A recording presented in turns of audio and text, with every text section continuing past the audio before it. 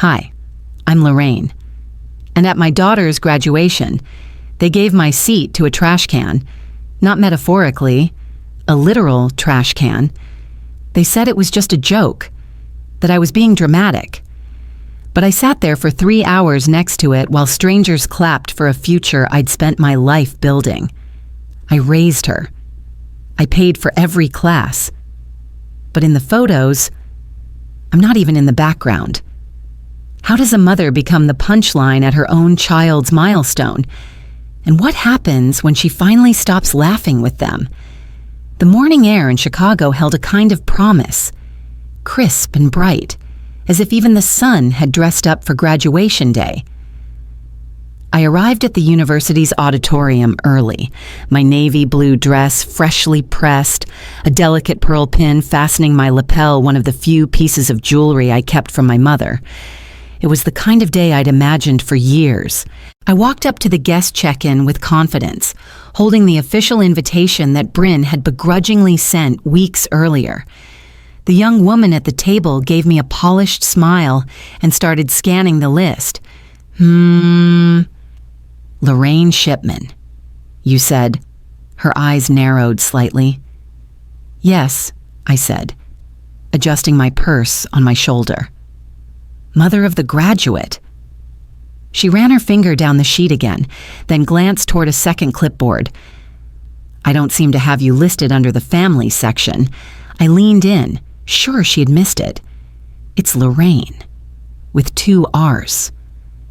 Another attendant approached to help, their whispering making the situation feel larger than it should have. Then came the question that pierced deeper than they knew. Are you here assisting someone today? My throat tightened. No, I'm her mother. After another hushed exchange, they offered me a seat in the back. No reserved row, no placard with my name, just a general admission ticket and a half-hearted apology. I took it. The inside of the auditorium was filled with blooms of proud families' suits, gowns, cameras, flashing like declarations of love. I stepped slowly past rows of assigned seats bearing elegant cards: dad, grandmother, mentor, my seat, a fold-out chair tucked near the emergency exit. From there, I could see the stage, but only if I leaned left and craned my neck. I settled in, clutching the small gift I'd brought Bryn, my knuckles white on the ribbon. To my left, a group of students laughed as a photographer organized a photo op. I spotted Bryn in the center, her robe impeccable, hair swept up like a newscaster ready to air live. She beamed beside a woman I hadn't met before, blonde, polished, much younger than me. The woman looped an arm around Bryn's shoulder as the cameras snapped. An attendant tapped me lightly on the elbow. Ma'am, would you mind scooting just a bit to the left? You're in the background of the official footage. I moved. Of course I did. I tried again during the family portraits outside. A long line of graduates stood waiting to be photographed with their families, and I found Bryn just in time to step beside her. She smiled, but it didn't reach her eyes. Instead, she leaned toward the woman beside her and said, "Let's just do this one first." I stepped aside. The photographer waved a few others over. "Okay, now let's get a real family version." They laughed. No one called me back. From behind the low rope that separated the staging area from the rest of the lawn, I watched as Bryn was flanked by the same woman from earlier and a man I assumed was from her program. She tilted her head toward the lens, radiant. A few clicks, a brief burst of applause, and the next group moved into place. I stood alone, clutching the gift box until the ribbon crumpled, back in my seat. I sank slowly into the plastic fold-out chair. Around me, the voices of proud mothers and beaming fathers filled the space. Cheers erupted as names echoed from the stage. I didn't hear mine. Of course I didn't. Inside, my thoughts drifted to every overnight shift I worked to cover Bryn's tuition, every dinner skipped, every coat worn 1 year longer, every missed vacation. I used to dream of this day. Now, I sat there in a dress I hadn't worn since my sister's funeral, wondering how I became someone my daughter preferred to pretend wasn't there. No one greeted me. No one acknowledged me. I sat in plain sight, yet somehow unseen. As the ceremony ended, I gathered my coat and stood. People filtered out, chattering about dinners, photo ops, receptions. Behind me, 2 young women whispered. She said her family couldn't make it. One said that she was raised by mentors. I paused mid-step, not because it was the first lie I'd heard from Bryn, but because she said it so easily. I didn't expect elegance. I wasn't foolish enough to imagine fanfare, but I also hadn't prepared for humiliation wrapped so neatly in ceremony. An usher, clearly uncomfortable, approached me with an apologetic half-smile. "We've managed to find you a place. If you'll follow me." I clutched the gift tighter and followed him down a narrow hallway away from the main entrance. We curved past the buzzing foyer and entered a side aisle that emptied into a dim corner of the auditorium. The seating map he handed me had my name scribbled in pen, no official assignment, no row or section. My place was next to a large silver trash bin, tucked against the wall near the swinging doors to catering. There was a faint chemical scent cleaner and old coffee grounds. I blinked twice, unsure if I was misunderstanding. The usher cleared his throat. We had to shuffle a few things. Before I could say a word, Bryn appeared beside him, lips pressed into what some might mistake for a smile. "It's just a joke. Mom, don't be so dramatic." My mouth opened, but nothing came out. She turned and walked off before I could gather myself.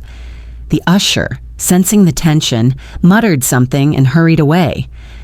I sat down slowly, my knees stiff. Someone behind me chuckled. Students a few rows up nudged each other, turning halfway to glance at me, then whispering behind cupped hands. One even raised his phone discreetly, likely snapping a picture. I became part of the entertainment, an unintended punchline at my own daughter's graduation. From my corner, I could see Bryn standing center stage for a group photo, her robe perfectly steamed, her posture a masterclass in confidence. The lights adored her. The woman beside her again, Callista Bain. I would learn later draped a casual arm around Bryn's shoulder. They laughed easily, photogenic, inseparable. The crowd responded with warm applause. One student near me said, loud enough for others to hear, someone said her real mom tried to crash the ceremony. I didn't correct them. I didn't speak. I straightened my back and kept my hands folded, fingers trembling slightly in my lap. There was a brief pause in the schedule, a lull before diplomas were called. Bryn passed my row on her way backstage. She caught my eye and gave a quick nod, as though I were someone she barely recognized. "Just relax," she said under her breath. "Don't make this about you like always." I sat forward. "I just wanted. Please." Her voice sharpened. "Let me enjoy one day without your neediness." I felt her words like frost, biting and fast. She disappeared behind the curtain, her heels clicking purposefully. The air seemed to thicken. I sat back in the chair, my vision blurring just slightly, not from tears, but from the sheer effort of holding them in. There had been nights when I carried her on my back through snowdrifts just to make it to the bus stop. There were birthdays with handmade cupcakes, science fairs where I'd stood for hours to clap for a 2-minute presentation. But today I was a placeholder next to a trash bin. I didn't leave. I sat still and stared at the stage, letting my thoughts drift to forgotten details, the smell of her baby lotion, the first time she tied her own shoes, the quiet excitement of her acceptance letter. None of those memories had a place here. They weren't invited. Instead, I wrapped my shawl around my shoulders and folded my hands tighter, willing myself to be smaller. The room erupted in laughter, cheers, applause. The lights dimmed. The names began to roll. Lorraine Shipman was nowhere on the program, not even in the acknowledgments. I wasn't invisible. I was erased. As Bryn's name was called, a standing ovation followed. The dean's voice boomed over the speaker, extolling her internships, her leadership, her community work. Cameras swiveled as Bryn crossed the stage with that same polished smile, accepting her degree like a crown. And then, just as she stepped off stage, Callista Bain was invited up. There was an announcement about mentorship, gratitude, and family support. A bouquet was handed off. Pictures were taken. Everyone clapped. No one looked at me. The apartment greeted me with the kind of silence that wasn't peaceful, just heavy. I set my keys down on the counter, not even bothering to remove my shoes. The pendant I had meant to give Bryn still sat on the side table, perfectly wrapped, untouched. I hadn't been able to bring myself to carry it home in my purse. Carrying it felt too much like hope. The only sound in the room was the hum of the old refrigerator. I stood there a moment, eyes scanning the apartment like it belonged to someone else. The curtains hadn't been drawn. Light from the street lamps cast long shadows across the carpet. My mail had been left on the kitchen counter, just one envelope, ivory colored with the university seal embossed in gold. I recognized it immediately. My fingers hesitated over it. Something in me resisted the weight of what it might contain. I left it unopened. I moved to the armchair and sat down slowly, letting my body sag into the cushions like air releasing from a balloon. The walls felt closer than usual. The silence had a sound. Hours passed before I touched the envelope again. The seal cracked with a soft sound that made me flinch. Inside was a generic letter printed on expensive paper. A message of thanks from the university. Celebration of community. A list of key supporters of the graduates people acknowledged for their roles in shaping the lives of the class of the year. I searched for my name. Once. Twice. A third time. It wasn't there. But Callista Bain's name was. Twice. Once as a mentor. Once as a financial backer. I stared at the page as though I'd forgotten how to read. My eyes scanned every line, but my brain refused to make sense of it. No Ms. Shipman. No Lorraine. No mother. Just blank. I didn't cry. That would have required more energy than I had. Instead, I folded the letter neatly and placed it back in the envelope. Even when I disappear, I whispered to the quiet room. Someone else still steps into my place. Later that night, I opened my laptop to check the weather and saw a new message in my inbox. It was from Professor Elliot Marrow, one of Bryn's early mentors, someone I remembered from her freshman orientation. He was tall, bookish, always carrying coffee and mismatched folders. We'd spoken once briefly. I never expected to hear from him again. Subject line, just a note. His message was short. I remember seeing you in the cafeteria at 6 a.m., reading while Bryn rehearsed presentations. I know what you did. No fluff, no qualifiers, just that. I stared at the screen, unmoving. My fingers hovered over the keys before I typed a single line, "Thank you for remembering." I closed the laptop and sat in the silence, that message echoing louder than the ceremony crowd ever had. It was the first time in weeks that something someone said didn't feel like an obligation. I pulled the old photo box from the hallway closet and set it on my lap. Inside were years of memories, the kind that never made it onto a university program. Bryn at 5, building a snow fort in a puffed pink jacket. Bryn at 10, face down in books at the library. A peanut butter sandwich half eaten beside her. Bryn sleeping on the sofa, arms curled under her chin, surrounded by paperbacks I'd checked out for her. No lights, no awards, no lenses, just us. Just the ordinary, beautiful parts of raising her that would never make it into a speech. Maybe these were the real milestones. Not the degree, not the applause, but the nights I stayed up to help her cut glue stick-covered poster boards for science class. the tears I wiped during middle school heartbreaks, the meals stretched thin but always enough. Those moments were real, but they had no place in her new world. I turned off the lights in the living room and let the dark sit with me. My thoughts stayed quiet, swirling just beneath the surface. They cheer for a stage version of her, I thought. But I met her when she was still real. The library still smelled like dust and old ink. I hadn't been back in years, not since Bryn started college and began collecting her own hardcovers like status symbols. I had once donated a copy of a memoir she loved in middle school, a gesture of quiet pride. Now I was here to return another, a signed alumni edition they sent as a token I had no use for. The drop box clattered as the spine hit bottom. I turned to leave, tightening my coat against the cool hallway air, when I heard her voice, Bryn's, just around the corner. "So, did your family come to the ceremony?" a young woman asked, her tone casual, like she didn't expect anything heavy.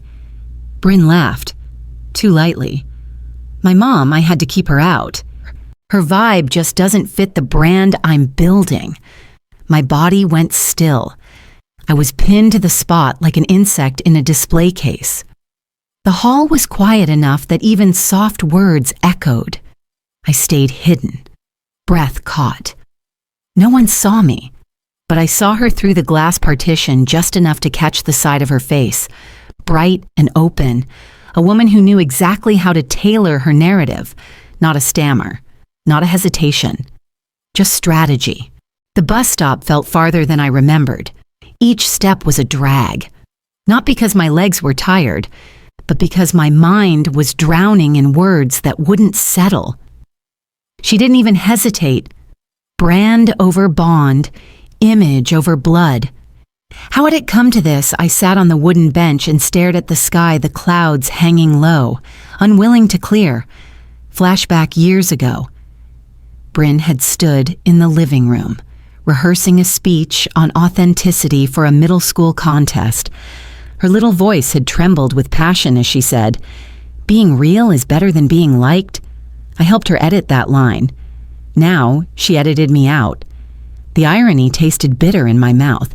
The bus came. I let it pass.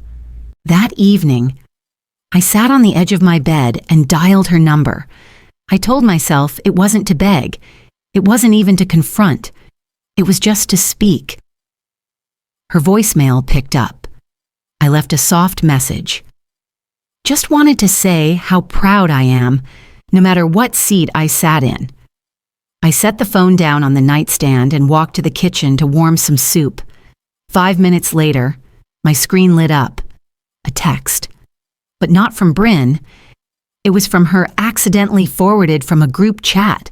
Ugh, my mom left one of her guilt trip messages again. I deleted it. There it was. Not an opinion. A fact. I stared at the message, reread it twice. My hand trembled as I clicked delete. But it wasn't just the message I erased. I deleted it from where it nested inside me, the part that kept hoping I was still seen. That night, I walked along the lakeshore, the wind slicing past my scarf and collar. Chicago had that kind of wind, sharp and unforgiving. It made everything feel raw and real.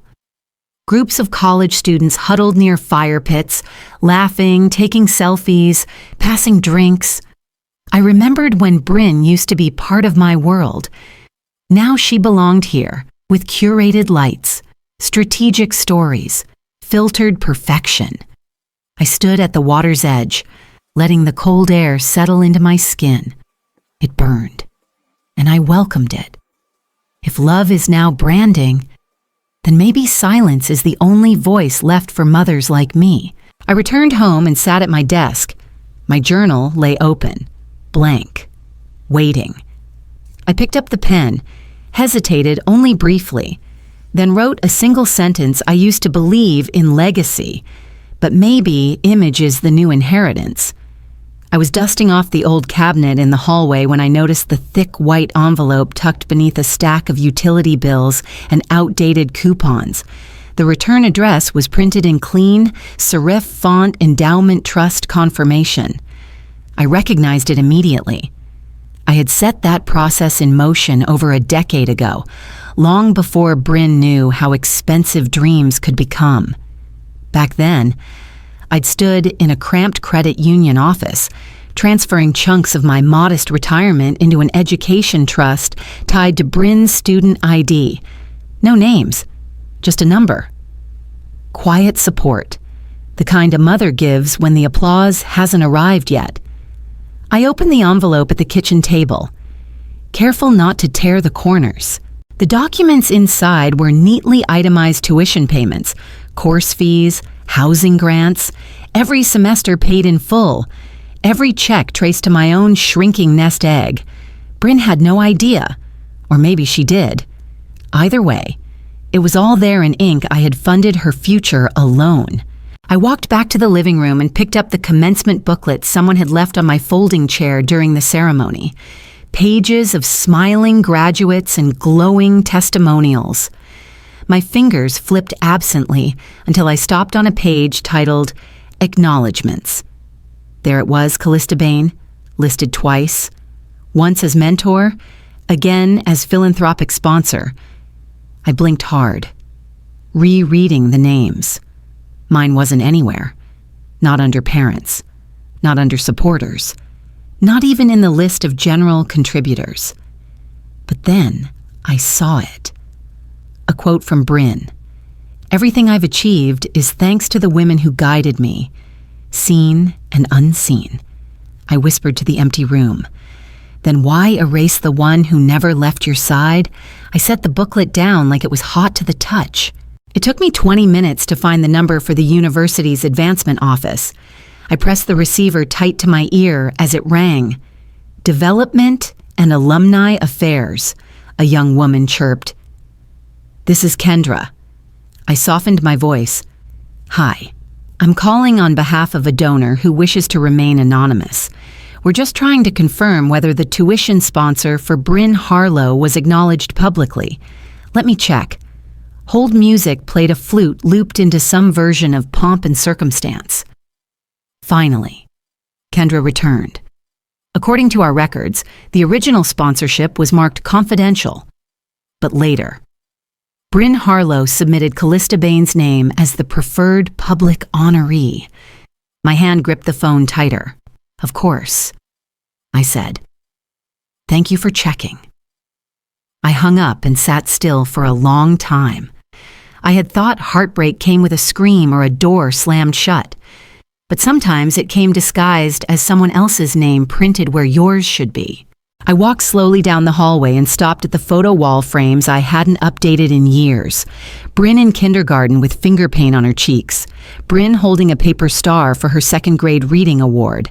Bryn at her first ballet recital, arms outstretched like she could lift off the ground. I pulled down the photo from her 6th grade field trip, the one we had both loved. Behind the picture, tucked between the frame and the cardboard backing, was a note I hadn't read in years. Lined paper, purple ink, slanted handwriting. "Thank you, Mommy. I'll never forget what you've given me." I held the note in my hand for a long time, not crying, not speaking, just letting the memory sit. Then I folded it carefully and slipped it into my coat pocket. I didn't need to put it back on the wall. Some things were only meant to be read once. I went back to the kitchen and pulled the financial records from the table, one by one. I slid them into a fresh envelope. I labeled the front in blue ink for when you're ready. I didn't seal it. I didn't plan to send it, but I wanted her to know it existed. The alumni newsletter arrived folded into quarters, glossy and heavier than the usual junk mail. I'd seen its format before, always filled with polished stories, curated pride, names bolded in serif fonts. But I wasn't expecting to see Bryn's face on the cover. She looked flawless. Every inch the university's prized product cap tilted just right, her eyes shining with conviction. But it wasn't just her photo that made my breath catch. Next to her stood Callista Bain. The headline read, Meet the graduate and her guiding light. Beneath it, in elegant print, she's the reason I believed I could become more. I nearly dropped my coffee. I read the caption again, then flipped to the article. It was a glowing profile. The story painted a picture of struggle turned success, of a woman guided by another, someone who showed her what strength looked like. It spoke of Callista's emotional mentorship, her financial support, her presence. My name never appeared. Not in passing. Not in gratitude. Not in the footnotes. It wasn't just that I was erased. It was that I had been replaced. 2 days later, I heard through a neighbor that the community library, the one where I used to volunteer before my knees gave out, was hosting an event in Bryn's honor. I hadn't received an invitation. Of course not. But the event was public. I arrived early, blending into the line. No one recognized me, and I didn't offer reminders. I found a seat in the back row, near the art books. The walls were lined with banners celebrating local legacy. Bryn's name was etched onto posters beside Callista's.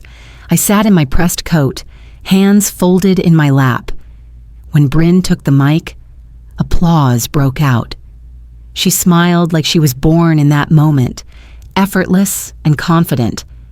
I was raised by a woman who taught me to rise above circumstance, she said, voice clear and steady. My stomach turned. I almost stood, but I didn't. I needed to hear what came next. Callista was introduced with reverence. She wore a slate gray suit, hair pinned back in deliberate waves. Bryn is a reflection of what happens when young women are given freedom, encouragement, and space to become. She began. I listened as my own words, phrases I'd used over dinner tables, on late-night car rides, during childhood tears were echoed back in her voice. Only they weren't mine anymore. They belonged to her now. The audience nodded. A journalist stood to snap photos, camera flashing across the stage. One shot, I noticed, caught me in the corner, blurred, half-shadowed, unacknowledged. I was just background noise in a story I once authored. The walk home felt longer than it should have. The wind bit at my wrists where my coat sleeves ended. I didn't cry. My eyes were too tired, inside my apartment. I went straight to the filing cabinet, drawer by drawer. I pulled out the documents, trust confirmations, tuition receipts, enrollment letters, awards I'd tucked away since elementary school. All dated, all mine. I laid them out across the kitchen table, side by side, like puzzle pieces. Each one proof that I hadn't imagined my contribution. They crafted a fiction, I whispered, but I carry the facts. I wrote a single note. To the sponsors of the event When Truth Matters Again, I placed it in a manila envelope and slid the documents inside. I sealed it gently and set it beside the door. Not to be sent. Not yet. Later that night, I stood at the window with a cup of tea, watching the lights flicker in nearby apartments. I thought of that article, that stage, that applause. And I knew this much: I didn't need to make noise. But I wouldn't let their silence rewrite me. The envelope didn't carry my name personally, but neither did it say, "Do not attend." It arrived with the same impersonal tone as the alumni newsletter, gold embossed seal. Folded invitation inside. You're cordially invited to the annual Future Makers Gala, hosted by the University Development Office. I read it twice, then placed it on the counter. Part of me assumed it was a mistake. Another part decided it didn't matter. What caught my eye wasn't the event title. It was a small line at the bottom, special recognition to graduates and their families who embody resilience and excellence. I thought of the floral wreath I'd once crafted by hand-pink hydrangeas, eucalyptus, delicate baby's breath, a symbol of encouragement. I had given it to Bryn the day before her thesis defense. Now restored, freshly arranged, and delicately boxed. It sat ready by my front door. Not because I expected a stage, but because I wanted to see who claimed to have built it. The gala was held in a downtown ballroom, all marble and chandeliers. I arrived early, found a seat along the far right wall, partially hidden behind a column. From that vantage, I could see the main stage clearly, without being seen myself. Music played softly. Waiters circled with champagne flutes. The air shimmered with the practiced laughter of donors and board members. Bryn took the stage with perfect posture and a smile as polished as her black cocktail dress. The applause was warm, but measured donor audiences rarely gave standing ovations. She waited a beat, then reached down to the podium. In her hands was the wreath. My wreath. She lifted it slowly, as if revealing a crown. "This," she said, voice strong, was given to me in a moment of uncertainty. And tonight, I want to pass it on. She turned to Callista Bain. The crowd stood. I didn't. The moment felt rehearsed. Photographers clicked. Flashes sparked. Callista stepped forward, teary-eyed, as Bryn placed the wreath around her shoulders. They embraced. A donor near me whispered, "What a beautiful symbol. A daughter honoring her mother." I couldn't breathe. My creation, something born from memory, from hands worn by years of folding laundry and flipping through library books, was now part of a public rewrite. I had not lost a seat at the table. I had lost the table itself. A few minutes later, a local news crew set up near the floral archway. I watched as the host adjusted her mic, then turned to Bryn and Callista with an eager smile. "We're here tonight with two extraordinary women," she began. "Bryn, can you share who inspired you most on your journey?" Bryn didn't hesitate. "Some of us aren't lucky enough to have parents who understand, but I had guidance, and that was more than enough." The reporter nodded solemnly. Behind them, the camera panned the crowd. It caught me in a wide shot, just a woman in the shadows. Later, the broadcast would list me as event attendee. I left before dessert. No goodbyes. No need. Back home. I set the empty wreath box on the kitchen table. Its satin lining still smelled faintly of the flower shop I'd visited that morning. I stared at it, unmoving. You can give everything, I thought, and still be written out. That's not failure. It's theft. I didn't cry. That emotion had been spent somewhere back between the aisle and the exit. I poured myself tea, sat down, and opened my journal. I wrote just one line. The stage was never mine, but neither is the silence that follows. The invitation came folded in a simple white envelope. No wax seal, no gold trim, just to our local supporters across the front. Inside, a printed card announced the community center's celebration of supporters, an event to honor families, mentors, and contributors who shaped the graduates' lives. There was no personal note, no line that read, "We'd be honored to have you, Ms. Shipman." But there was something else. A tone. A space between the lines that suggested recognition. I stood in the kitchen, the card in one hand and my tea going cold in the other. This time, I wouldn't show up empty-handed. I opened the drawer beneath the sink, pulled out the folder labeled Bryn, Education Trust, and slipped it into my bag. Every tuition receipt, every grant approval, my name scrawled on every check, zipped it shut, and got dressed. The community center buzzed with polite laughter and music from a Bluetooth speaker that kept losing connection. Round tables with plastic cloths lined the room, and folding chairs creaked under the weight of Sunday best. I found a seat near the rear, behind a column. It felt familiar now, my place behind the frame. The lights dimmed. A slideshow began snapshots of families, mentors posing with graduates, arms around shoulders like history was hugging itself. Names flickered in white font on navy background contributors who made the journey possible. I watched closely. My name never came. Bryn appeared on screen twice. Once with Callista, once alone in a library I once volunteered at. Then something colder. The camera, mounted on a portable tripod, scanned the crowd for reactions. It passed right over my row, paused, then tilted away, deliberate, precise. Someone had practiced that. I waited until the clapping began after Bryn was called forward to accept a plaque for resilience through mentorship. She smiled big. The room leaned in. I stood quietly, reached into my bag, and pulled out the envelope. On its front, Bryn Harlow's tuition records. No ceremony, no announcement. Just a slow walk to the center table, the one lined with gift baskets and signed cards. I placed the envelope neatly on top. A few heads turned.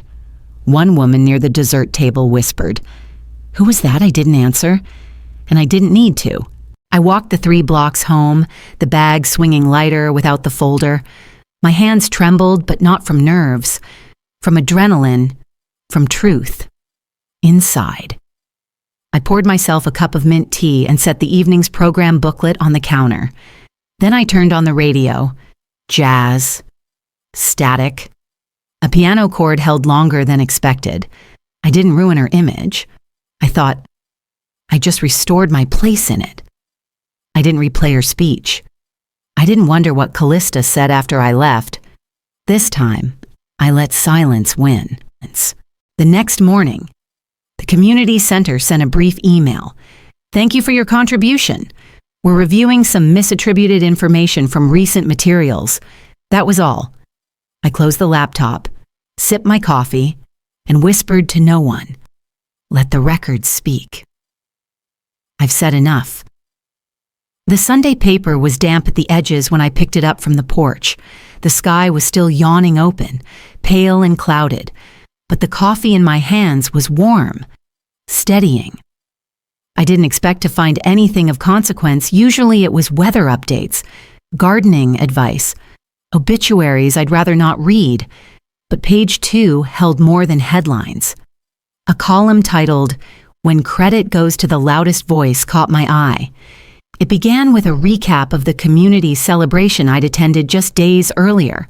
It described the glowing applause for mentors, the stories of resilience, the repackaging of hardship into highlight reels. But halfway through, the tone shifted. The writer questioned the absence of certain names from the record. It suggested, without naming names, that perhaps some supporters had been edited out for the sake of optics, that the true foundations of success were often invisible and deliberately kept that way. I read the paragraph twice. Then I sipped my tea and kept reading. Later that day, I came across a blog post shared discreetly through a faculty forum. Professor Elliot Marrow, of all people. Its title, The Invisible Mother. It began with a memory. I once saw her shoulders curled in a cafeteria corner at 6:00 a.m., a book in one hand, a cup of vending machine coffee in the other. Her daughter rehearsed for a competition on stage. No fanfare, no hashtags, just presence. I blinked slowly. His words were precise, not dramatic, not exaggerated, just true. He didn't name me. He didn't have to. Every line was a salve, a record, a reckoning. I didn't comment. I didn't share. I bookmarked it. And then I closed my laptop gently, like a door I no longer needed to keep open just to feel seen. The voicemail came that afternoon. I was folding laundry, trying to pretend the clothesline wasn't sagging again. Hello, Ms. Shipman. This is Dana from the university's alumni office. We're reaching out to correct some acknowledgments from the graduation program. It appears there were discrepancies in our listed donors. We'd like to confirm your role in the tuition endowment for Bryn Harlow. Please give us a call. I stared at the phone, still warm in my hand. Then I pressed the button. Hi, Dana. You already have the receipts, I said. my voice calm. "I'll let your silence speak volumes." I hung up and went back to folding. That evening, I opened the drawer where I kept old drafts. Tucked behind Bryn's early essays was a folder marked commencement speech. I pulled it out and read the pages, her familiar voice echoing in the words. There, on page 2, to my mother, Lorraine Shipman. Thank you for believing in me before anyone else did. I remembered helping her edit that sentence. Now I flipped through the final printed version handed out at graduation. That line was gone. Completely gone. She hadn't stumbled over it. She hadn't revised it. She'd removed it. I stared at the page for a long time. I didn't feel the need to cry, only the sharp clarity of understanding just how easy it was to edit someone out of history. Before bed, I sat at my desk and wrote a letter I never planned to send. I didn't want credit, just truth. But I see now they're not the same. I folded the letter and slipped it into the same envelope that still held every tuition record. Still sealed, still waiting. The bookstore window caught my eye before I even reached the corner. It was the muted flicker of a flat screen in the corner display, set next to stacked paperbacks and a stand of bookmarks with stitched quotes. The screen looped through graduation highlights. Music overlaid soft transitions. First Bryn, receiving her diploma with both hands, then her turning toward Callista Bain, arms wide, the two of them hugging beneath a cascade of applause. But then there was me. Just a moment, a clip previously unseen. I stood near the aisle, extending a hand toward Bryn, an instinct more than a decision. She saw me. She stepped aside.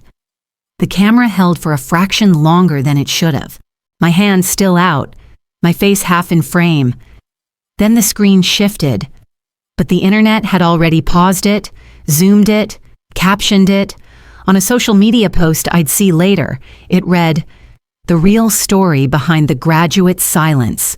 I didn't plan on stopping at the bookstore that day. My feet carried me there like memory pulled a string.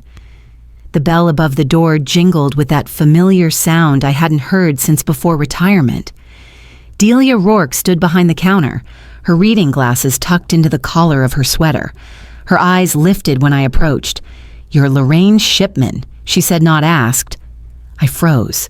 She continued gently, "You used to bike your daughter to school in the snow, right?" I nodded once, too moved to speak. She gestured toward the small cart of featured titles. "There's a copy of The Gift of Presence.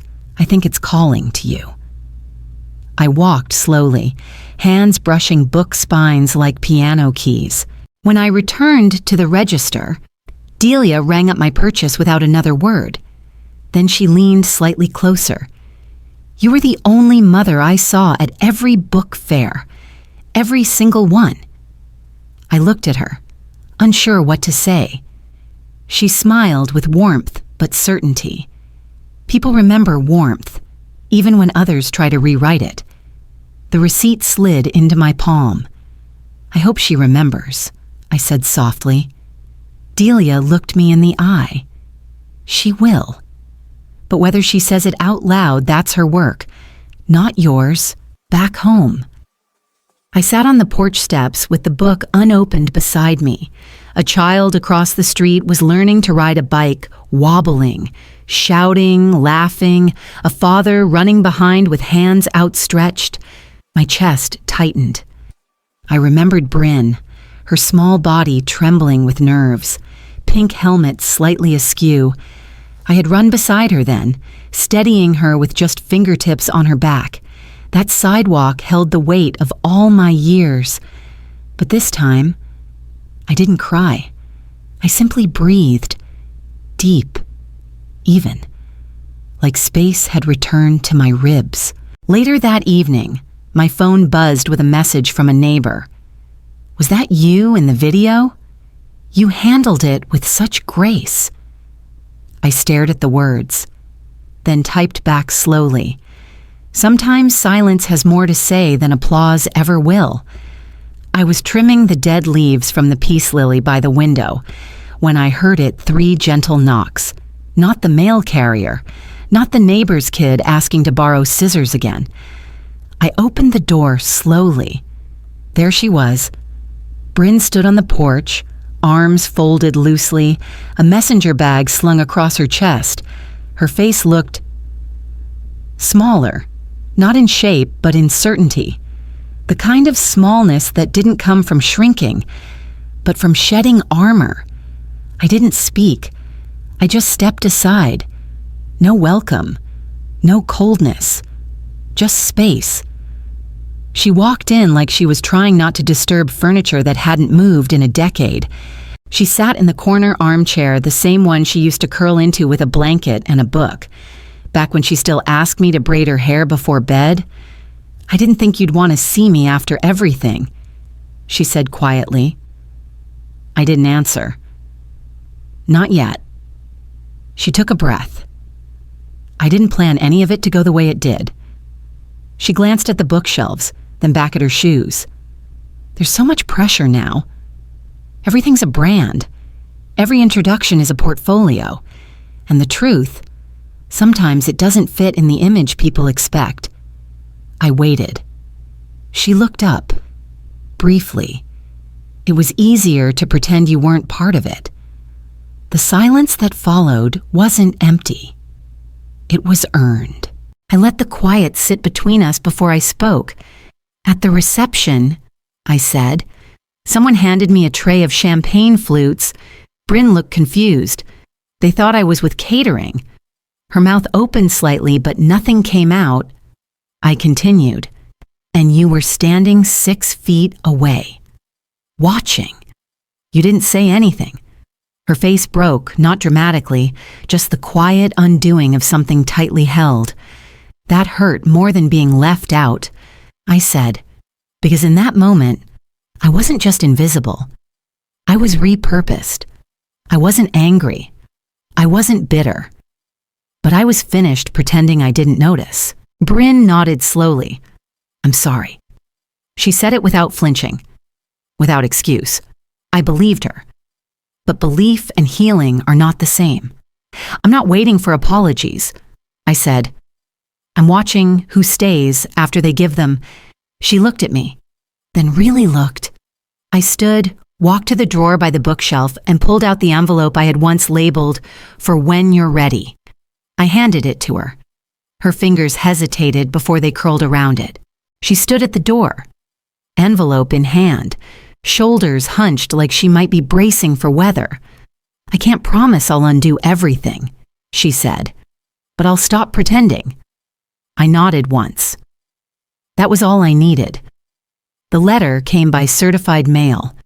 I signed for it with clean hands, trimming scissors still in my apron pocket. The envelope was heavy, thick cream paper with the university's emblem embossed in gold. I didn't open it immediately. I made tea first. I let the kettle whistle, then quiet.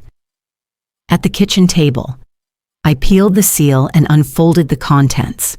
The first page was typed formal. It began, "We would like to formally acknowledge Lorraine Shipman as the primary tuition sponsor for Bryn Harlow. It went on to apologize for previous omissions in public-facing materials and outline the corrections being made in official archives, donor rosters, and alumni acknowledgments." The second sheet was shorter, handwritten, from the dean. "We regret the oversight. We are amending official records. Your support was foundational both in presence and perseverance." I read it twice, then folded it slowly and slid it into the folder where every tuition receipt lived. I wasn't surprised, but I was quietly satisfied. That afternoon, I found something else in the mailbox, a small box, wrapped in soft tissue. Inside the pendant I had once given Bryn, the one she'd discarded maybe in anger, maybe in carelessness. Now it was cleaned, polished, wrapped in ribbon. A note was tucked beside it. I didn't earn this then. Maybe I will now. There was no signature. She didn't need one. I placed the pendant gently in my keepsake drawer, not as a mother hoping for reconciliation, but as a woman who had reclaimed what mattered: her dignity, her story, her space. I closed the drawer and didn't look back. A week later, I stood before a small circle of retirees at the downtown library. We were there to talk about resilience in reinvention. Most of them wore soft cardigans and faces lined with stories. I had no presentation, just truth. I once sat in a room where they handed applause to everyone but the person who paid the bill. I began. There were quiet nods. A few heads tilted in that way people do when they already understand. I don't tell you this for pity, I said. I tell you because sometimes survival looks like silence, but silence isn't absence. It's gathering. One woman wiped a tear. Another whispered, "You just told my life. When I left that day, I felt 10 pounds lighter. No platform, no trophy, just breath and clarity." At home, I wrote a letter, not to Bryn, but to someone I'd never meet. To the woman reading this in a back row, if they ever sit you by the trash, bring receipts. If they ever tell you to hush, write louder, not for applause, for air, for truth. I folded the note and tucked it into the jacket flap of the gift of presents, then slipped the book into the library donation bin. Some girl would find it one day. Maybe not today, but one day. I walked the university grounds one last time, past ivy walls, past the fountain where parents took photos with their children in caps and gowns. No one stopped me. No one recognized me. And that was perfectly fine. Because as I passed the auditorium, the place where my seat was once accidentally lost, I smiled. I may not have had a seat on that stage. I whispered, but I own the story now. If there's one thing I've learned through all of this, it's that silence is not the same as surrender, and being unseen does not make you unworthy.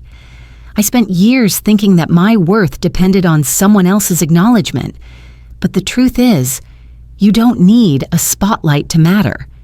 You don't need applause to be real. To every parent, every grandparent, every quiet backbone of a family who has felt erased, I see you. And I hope my story helps you see yourself again stronger, wiser, and still standing. So let me ask you, have you ever been left out of your own story? What would you say today to the person who silenced you? Or maybe, what would you say to the person you used to be if this story touched your heart? Drop a 1 in the comments or tell me where you're watching from. I'd love to know how far this story has reached. And if it didn't speak to you, I still want to hear your thoughts. Share your experience, your reasons, or simply where you're tuning in from. Your voice matters here. And hey, if you want to hear more stories like this, ones that reflect real life, real hurt, and real healing, go ahead and hit that subscribe button. Let's keep walking this journey together.